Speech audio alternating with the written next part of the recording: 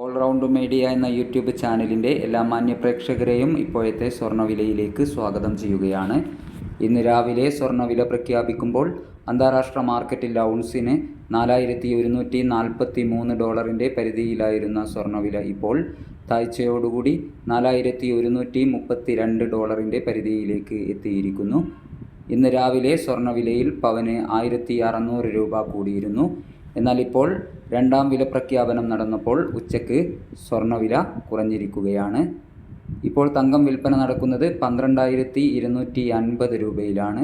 എല്ലാ പ്രിയപ്പെട്ടവരിൽ നിന്നും വിലയേറിയ ഒരു ലൈക്ക് പ്രതീക്ഷിച്ചുകൊണ്ട് ഉച്ചയ്ക്ക് ശേഷം സ്വർണ്ണവിലയിൽ വന്ന പുതിയ മാറ്റം നോക്കാം.